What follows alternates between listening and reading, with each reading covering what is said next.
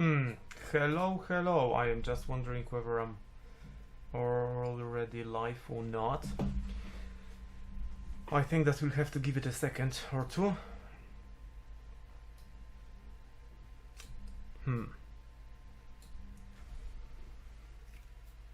We'll see if we get any viewers, like 1 or 2 or 20 maybe. So yeah, we'll talk about the events that are actually happening according to what I said, or I didn't. So we'll check it out. Anyways, there's zero viewers for the time being, but I have just 70 subscribers, so it's not easy these days. But anyways, let's get to the horoscopes that I've spoken about a number of days or weeks even ago, maybe even a month ago. So I have to get the pictures that we have spoken about before. So let's start from reminding you one of the videos that I did a number of weeks ago that was especially highlighting Canada and points on the map of Canada and United States and China and Russia, as far as I remember. So all the details are in a video that was divided into 3 parts, so you can have a look if you want.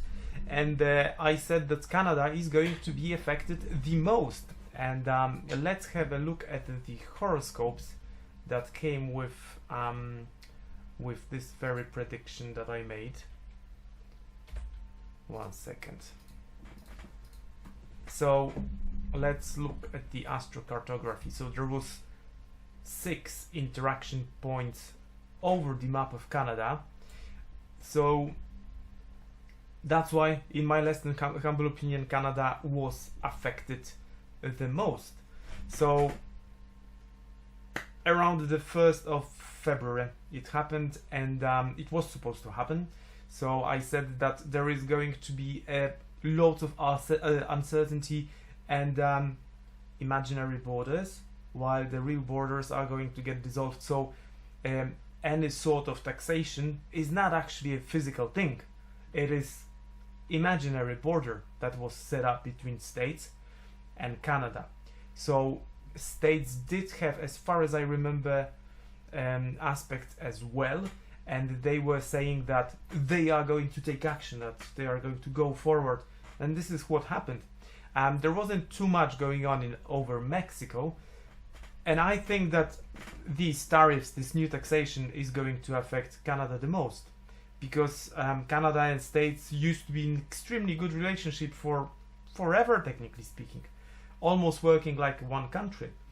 And I think still that the US, I don't know whether you hear me properly or not. My mic is off. And there is no one to tell me that. Anyway, so Canada and the United States used to be in great relationship forever. And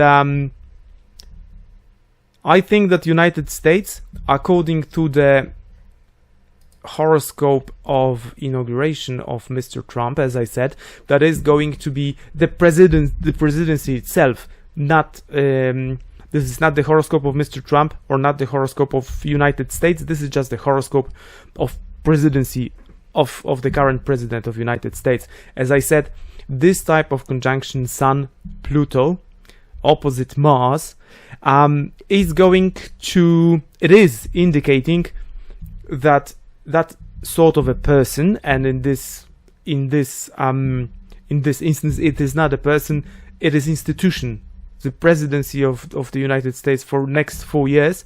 So if it was a living person, I would say that this type of a person would simply put lots of pressure, not only on the neighbors, but on co-workers, on friends, on everyone. That would be a person dealing with others from feeling of being powerful and strongest amongst them all. So this is what's going on right now.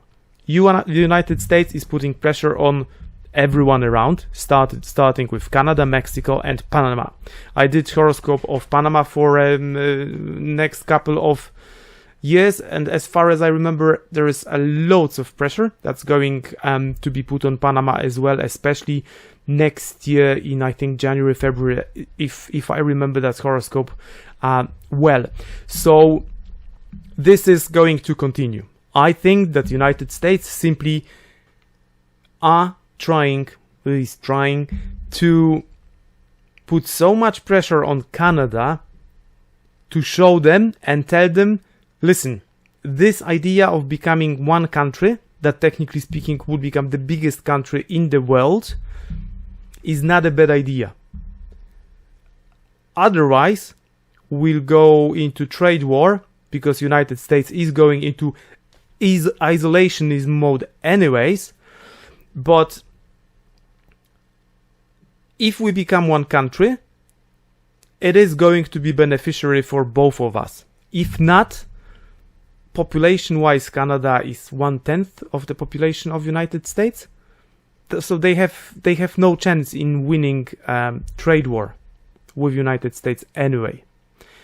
They can annoy United States, yes. So now the question is, what is going to be the response? The first response was that the 25% tariffs were imposed on, or are going to be imposed on American goods and services and stuff like that. I haven't, honestly, I try not to follow the news too much, so whatever I get in the headlines, that's more than enough for me. If you want, of course, you can write me in the comments what is actually going on, and I will try to reply. Anyways, so this is what's going to happen still during the whole presidency of this presidency of Mr. Trump. Lots of pressure on other countries. As I said in one of my predictions about this very 1st of February, I said that China is going to slip over this crisis, because while these aspects are going to indicate Canada the most, Canada, States, Russia, and China, and Malacca Strait as well, as far as I remember. So that could be a symbol of free trade. So China simply slept over, because as far as I know from the headlines, they are being taxed only 10% on the Chinese goods sent to United States, yeah? But Canada, 25%. So, and again, it's a friendly country. So you can see my way of thinking. I think that simply United States is going to force Canada somehow to integrate. Maybe tiny bit at the beginning, but a first step to integration with the United States, to create the biggest country in the world, and the second, maybe third biggest population-wise country in the world. What I think, I haven't had a good look at Mexican horoscope yet, but I think United States would try to do the same thing with Mexico, simply to create large union in North America, because if you look at the North America, it is a big island, far away from the rest of the world, because from the history point of view, there were two most productive areas in the world for a very long time. That would be Europe, mostly concentrated around the Mediterranean Sea, the Roman Empire, later the Arabic Empire. Before that, that was the basin of Mediterranean Sea, because you simply didn't have to build roads to have great communication, to get food from Egypt. That was a very rich country because of the Nile River, and Europeans were supplied and were getting food from Egypt and were paying really well. That's why Egypt was so rich. And the other area of great productivity was China, India, and Indochina. So this area, that was the most populated due to the geographical conditions. And then again, they were producing the best stuff in the world, as well as Roman Empire or European countries were. And the trade was going between these two sections of the world. There was not really much going on in the Africa, not really much going on in Australia and on the Pacific. And there was very, very little going on in the both of the Americas, or three of the Americas, however you want to divide them. And still, the population of the whole continent here, even though it's almost twice as big as Europe, is 1/4 of population of Europe. And I'm not even trying to compare it to China and India, where these two countries, more than 1 billion people each. And the nature of things on the globe, more or less, is that we have these two densely populated areas, somewhere here and Europe, and they trade, whether it's by land or by sea, together, and everyone is happy. But then, after the First and Second World War, a military empire rose here, United States, and they started dominating the world. They started dominating the sea trade, but still, from the geographical point of view, they're far away from everyone else. So I think that imaginary borders, this is taxation for foreign countries, and dissolving of neighboring borders, that's Mexico, Canada, maybe Greenland, and Panama, that's a lifeline for the American coasts. If they were to travel around the South America, it's extra 3, maybe 4 weeks.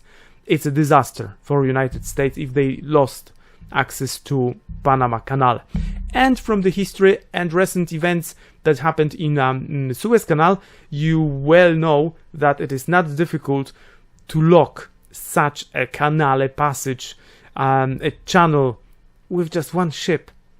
So this is American lifeline, and I think that they are much more relying on this small canal, Panama Canal, than Canada, Mexico, or Greenland. So I think that this is going to be priority number 1, to protect access to Panama Canal, and then maybe they will try to dissolve somehow borders between states and Mexico and Canada and states, because Canada, that's one day of integration. The culture is very similar, and I would honestly say that this can happen, that these countries could join. But from what's going on in Canada right now, I think that the Canadian government does not really know what to do, because the aspect they just recently had, I think that they are scared of losing the power, because if they give permission to join with the United States, what would happen? No more being in the government, no more being prime minister or the queen. I think they still have queen in Canada, don't they? The English queen is actually the head of state. Is she? I don't know. Yes. So again, immense pressure from the United States on other states all over the world.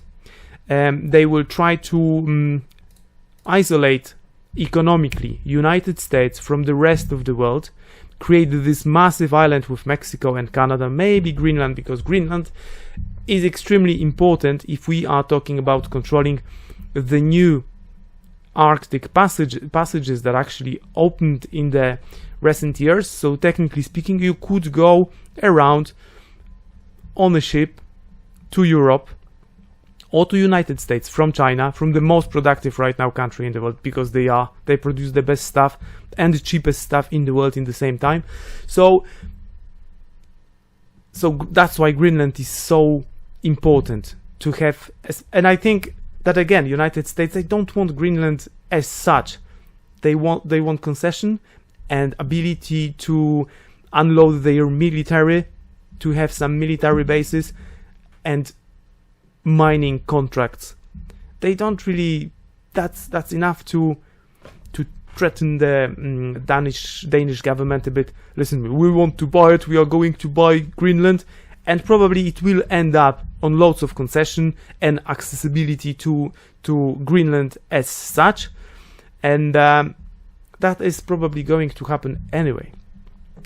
With Mexico, that might be a bit different, but we have to. I will do horoscope of Mexico for the following years soon. You have already horoscope of Panama ready, so you can just watch it on my channel, and I will do horoscope of Canada as well because it seems to be quite interesting.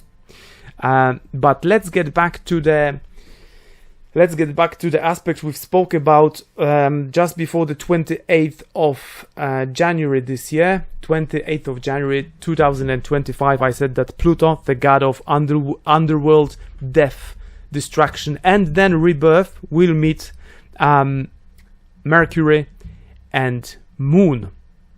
So we had this triple conjunction on the 28th of last month, and I marked the area that I thought were probably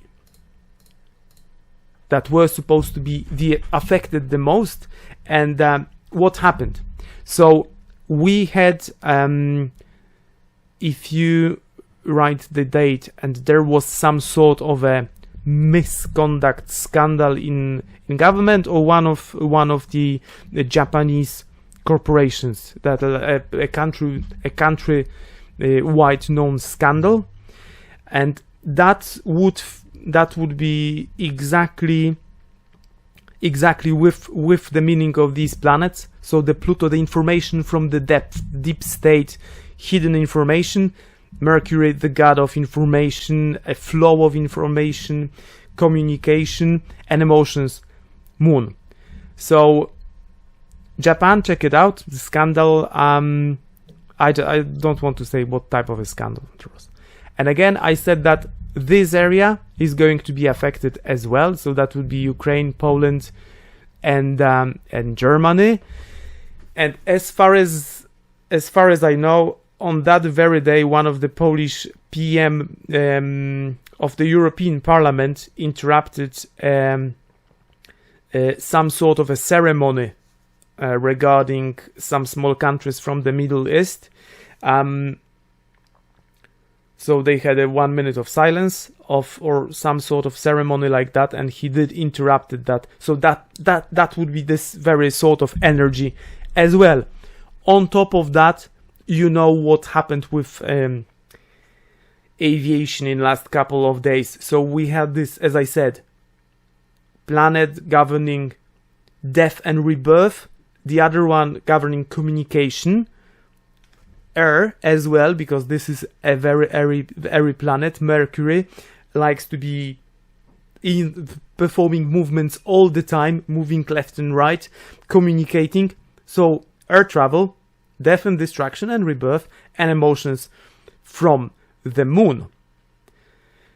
They were not marked on the map because I did mark the world map as such, where these aspects would exactly meet and act with other local aspects happening in that very area. So these two areas were affected, and from my point of view, I wasn't too bad, as especially I did it in this very manner first or second time in my life, because I didn't look at astrocartography as a predictive tool before, but I will.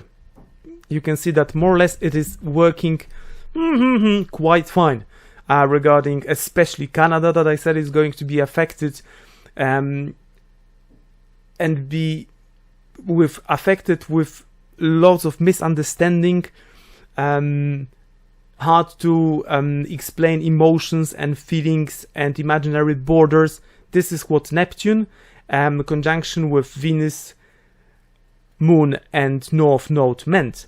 And I just reminded myself that regarding Canada, there was a North Node involved as well, and North Node is usually associated with our karmic future and destiny. In simple words, in in my point of view, it is just casting this aspect into the future. So even though it happened around the 1st of February, it means that it's going to cast this sort of a feeling into the future. So the future of Canada, as you're a Canadian right now, you're thinking, what is going on? We never had problems. Canada used to be a nice and joyful country with not really much going on. And I am actually wondering about the horoscope of Canada as such, because I had a quick look at that horoscope recently, and I will have a deeper insight into that horoscope soon, and hopefully I will make a video about it. Just let's have a look. Let's have a look at that. Transits. Is it transits? Yes. Of Canada. I have to think whether the Canadian Neptune is actually where it is, and Uranus that is in conjunction with the Sun, because I don't know, maybe Canada. I've never been to Canada. I don't know whether Canada is such a dreamy country, but with this setup there should be some sort of a revolutionary setting regarding the Canadian roots. And by revolutionary I don't mean exactly military, but some sort of a very unconventional sort of seeing Canada as itself. And I will, because there are 2 more horoscopes of Canada that I will analyze usually, and this is what I'm going to say about China first time, because other astrologers all over the online, they just look at the latest horoscope of China and they say, okay, there's lots of trouble, lots of unrest coming into China. Yes, I had a quick look at Chinese horoscope as well, and the thing is that according to the latest horoscope from 1949, yes, there is some sort of unrest and intensive action going to happen in China. But look at me, I'm wearing a Chinese t-shirt. I like Chinese people. I have Chinese friends. I even speak a bit of Chinese. So maybe I understand the Chinese culture a tiny bit more than a regular person, yeah? So I can tell you one thing. China is a country with more or less 5,000 years of written history. When they were switching into communism in the 40s, these were the old mandarins, the ruling class of China, saying, we have to get rid of the foreign influence somehow. We have to get rid of the foreigners. The foreigners were English, French, Spanish, Portuguese, Americans, who else? And Russians as well. Russians were building the railway tracks in the north of China as well.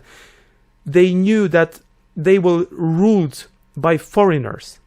And the idea of becoming a communistic state was not bad, because they would, technically speaking, taking back the control from the foreigners, and especially they had opium wars. They have problem with drug use in China. There was very many people dependent on opioids in China, and they had to pay for them in silver and gold to the British traders. So what they did around 80 years ago, 70 years ago, they decided, okay, we go straight into the communism. We get rid of the riches of the ruling class, but the ruling class is more or less the same. They decided to simply work hard to get the control of the country, to educate the labor force and everyone they can it took around 50 years after 200 years of being a servant to other countries. And 200 years ago, still, China they had one of the highest GDP in the world, if not the highest. And the last 150 years are called the age of... how is it called? Yeah. I have forgotten. The age of... well,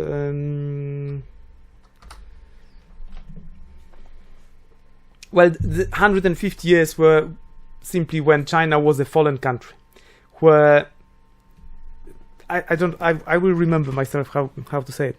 Anyways, so for 150 years, Chinese people were suffering. Communism gave power to regain the power from foreign nationals. 99.99% of foreigners were driven out from China. And right now, you can argue or not, but China is country number 1, maybe number 2. I would say, from my point of view, number 1. Do you know why? Because all of the GDP data from the United States are coming from all possible sources of the economy. And you've been to a hospital in the United States. I don't know whether it's true or not. I've never been to States, but they are charging $200 or $100 for a needle, for a syringe.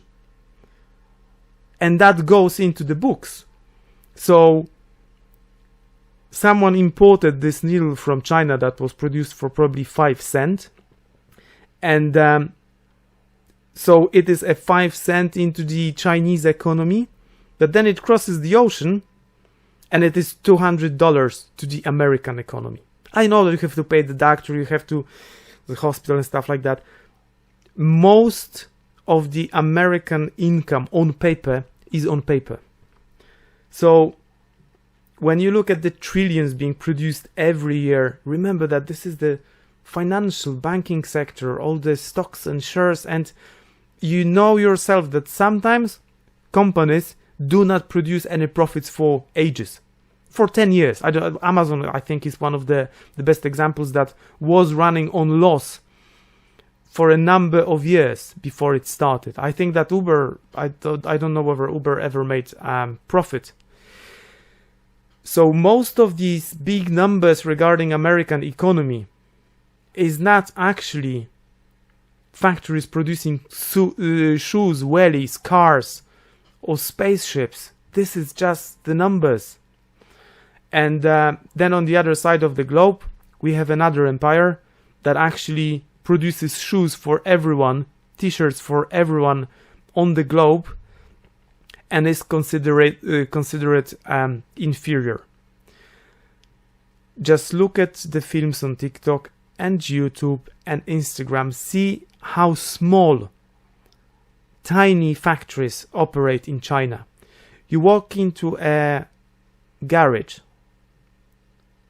with 5 men working amongst 500 cheap robots. You can buy a robotic arm for 1,500 euros, for like $1,500 if I'm talking to American, for $3,000, and they are the KUKA equivalent. They are very good robots.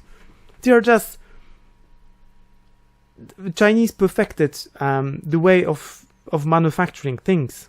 That's why we have the goods that are so cheap and in good quality. They produce the best cars, the best robots. Just go and browse how different modern China is from the China that we had 10 years ago, 20 years ago, 30 years ago. It's a different country. So we'll get back to the clash between the West, because this is not just the United States that is actually competing with the China as such, the middle country, the country of the center of the earth, the central country, as they call themselves. This is the whole West, the whole Western way of doing business, and technically speaking, the whole way of so-called capitalism is plutocracy, with Pluto in the very back, who has more money has more not only buying power but voting power. So I think that we are at the end of the whole West in a way. So Western empires, Western countries ruled more or less most of this planet since, let's say, Mr. Columbus. And I think that that's it. And sooner or later, from the geopolitical point of view, we are going to get back to the ways they used to be. Europe, China, and India in the middle as west. So China, India, Europe, China, India, Europe. And these are going to be the most developed areas in the world. But I think that Europe is going to go down anyways, because I do have one of the European inventions of the latest years. So like come on, and they worked 10 years on this project probably, and in the same time Chinese car manufacturers went from producing small electric tuk-tuks to producing the best, the most modern, the best electric cars ever.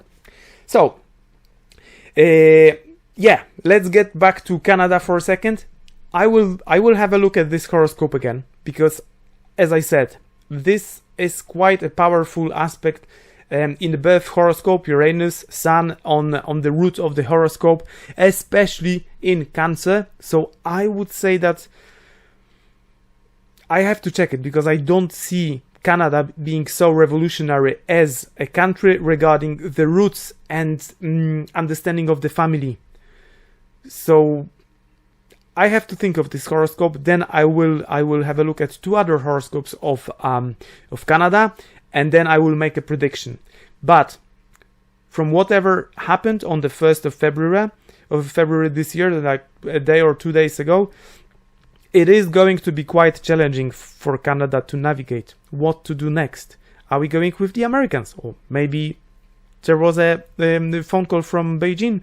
Listen to us, Canada. We have a very good idea for what can we do with you.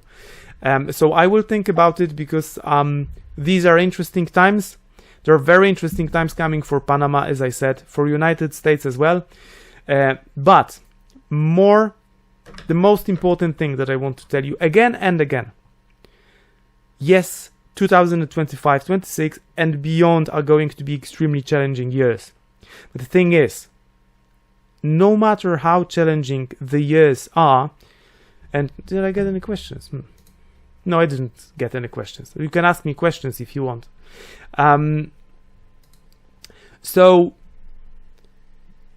the most important thing to do is, whatever the size of the storm, just try to stay afloat, try to navigate it, and do whatever you can, and do not try to overwork yourself, because the storm is always stronger. So we are living in very challenging times. The next episode that I'm gonna shoot hopefully tonight is going to be regarding the techno revolution that is ahead of us, and the technology revolution that we are going to experience in the next 5, 10, 20 years is going to be exponential. So it means that exponential, and we are going to get to a nexus point regarding a couple of technologies. I have to have a sip of my tea. Regarding couple of technologies, including human lifespan, I think that that's gonna change dramatically as well. I will try to get you graph of how nexus point looks, and what is the exponential progress. And this is what's going to happen on the channel in the next couple of days. I'm having a day off tomorrow as well, because we have a long weekend here in Ireland, so I should have like more time to do it. Apart from that, I would like to say that if you access my email, like because it's still on the channel, I will do reading for 20 quid for 20 euros to the first person that will find Gmail on my YouTube channel, and will send it to my itself regarding that such an individual wants reading. Secondly, I am going to do a person that applies as the second one for 40 quid and the third one for 60 quid. And this is going to be a complex reading because in my less than humble opinion, getting like readings every now and then from an astrologer is not an idea. The idea is to get it once, maybe have a look in a couple of months or years again, maybe third time just to polish the everything, and that's it. In my less than humble opinion, naturally the events that are going to happen in one's life are important, but finding and unlocking potentials. In each and every horoscope there are some potentials, and of course there are some points. Usually potentials are these very points that you have to work on, and as an astrologist can identify them, find them, and help a person like you or someone else to unlock them. If you unlock your potential, you will not be navigating through the storm. You'll be in a destroyer that cuts through the waves and just goes ahead. So that's the idea, and I would say that that's the idea. The other thing is that I might, in future, if I get to 1,000 subscribers one day, yeah, we'll see. If I do, I might make a video that is going to be, first of all, viewers will have to pay for it, not like funny money, but it's not going to be available to the general public, and it is going to contain information that you wouldn't be easily able to find anywhere in the internet, but we have to how the future history of our planet shows up in the next couple of months. And I know that I have to be quite quick with recording these horoscopes, as according only to Mr. Trump's horoscope, everything is going to accelerate at the end of March and beginning of April this year. So you'll see acceleration of the world events like that. So that's it for today. If you want, you can leave me a comment. I would answer. Why do I have 3 transmissions in the same time? That's my first live, at least on this channel. I did not receive any comments, any questions. So anyway, so that's it for today, and see you next time. Bye bye.